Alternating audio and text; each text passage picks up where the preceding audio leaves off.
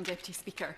Over the last year, more people than ever before will have come into contact with our social security system.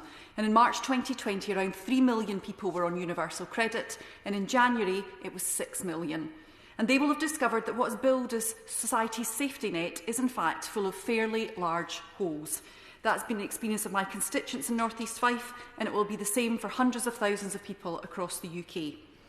A year ago, Liberal Democrats welcomed the move by the Chancellor to help fix that net via the £20 a week uplift in universal credit. That was money that was needed before the pandemic even began. But as time went on, it became clear that further support was not going to come. We called for an uplift to legacy benefits disproportionately received by people with disabilities, but after initially being told that the universal credit uplift was a first step because those computer systems were easier to change as opposed to those operating legacy benefits, it then turned out that no uplift would be forthcoming. And we asked for extra support for unpaid carers, a group of people who are underappreciated, overworked and absolutely in need of further support. Yet in this budget, rather than the £20 a week that they need at the very least, the increase the Chancellor is giving is a derisory 5p a day. The decision to create another cliff edge in terms of ending the universal credit uplift in 6 weeks means taking away £1,000 a year from those who need it most. And freezing the personal allowance is a stealth tax that simply means the poorest are paying an increasing proportion of their income in tax as many begin to make the transition from universal credit to employment as the economy eventually recovers. Last week, my team and I undertook a virtual visit to the Job Centre in Cooper. It was great to meet the fantastic team there. They have coped brilliantly with the required changes in working practices and are clearly making a difference to many accessing their support. But despite that North East Fife team's efforts, I have real concerns about how the Government plans to get people back into work. Take-up of the Kickstart scheme has so far been sluggish, to some extent understandably given current restrictions. But when the scheme was launched, I asked that the Government reconsider the requirement for businesses to be able to participate directly only if they had 30+ vacancies.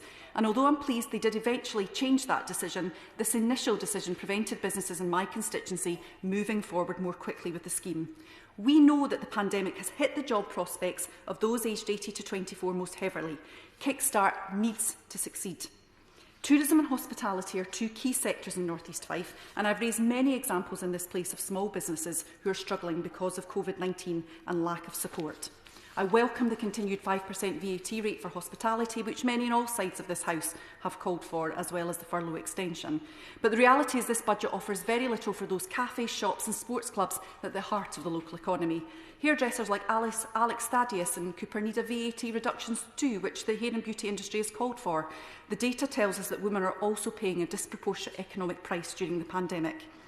The furlough extension is useful, but when I've spoken to businesses like the Ship Inn and the Dory in East Neuk, it now comes with costs. It's not the same scheme that it was a year ago.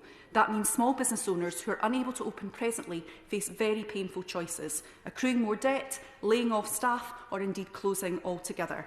And then there's the self-employed, which many members have raised, and I can think of many constituents who found themselves excluded. Beneath the Chancellor's rhetoric, there's no real change to the self-employment support. It's just that more people qualify now because they have 1920 tax returns. And it's also the case that some of the Scottish Government support schemes are problematic. There are Barnett consequentials sitting on the desk of the Cabinet Secretary for Finance right now, and we've been in a harder lockdown for most of the past year.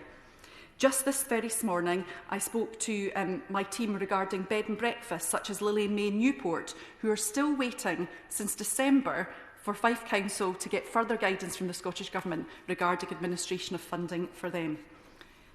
Thank you.